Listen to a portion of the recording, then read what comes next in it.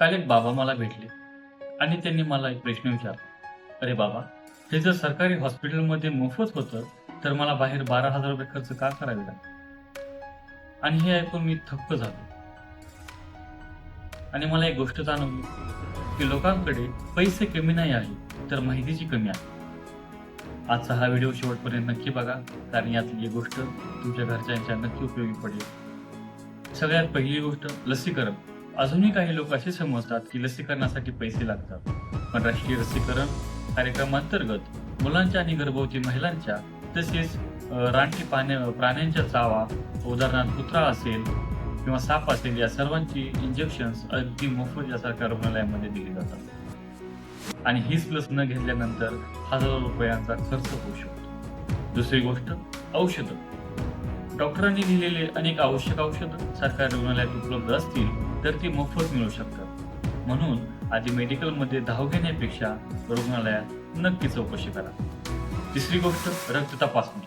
Sugar, haemoglobin, malaria, dengue अनेक तपासण्या सुविधानुसार कमी दरात किंवा मोफत उपलब्ध असू शकतात.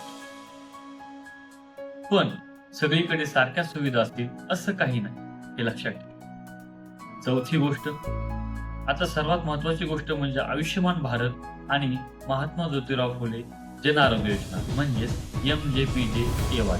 या योजनांमध्ये पात्र लाभार्थ्यांना सूचीबद्ध रुग्णालयांमध्ये अनेक गंभीर आजारांवर कॅशलेस उपचार मिळू शकतात. पण सर्वांनाच आपोआप लाभ मिळत नाही.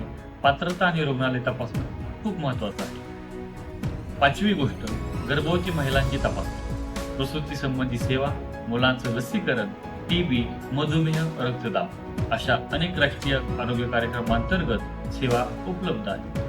ह्या सर्व गोष्टी मी का सांगतो, कारण मी स्वतः एक सरकारी रुग्णालयामध्ये काम करतो आणि रोज एक गोष्ट पाहतो, ते म्हणजे लोक आजारामुळे कमी पण माहिती नसल्यामुळे त्रास जास्त सहन करतात. म्हणून आजचा हा व्हिडिओ एक तरी व्हॉट्सअप ग्रुपमध्ये नक्की शेअर करा.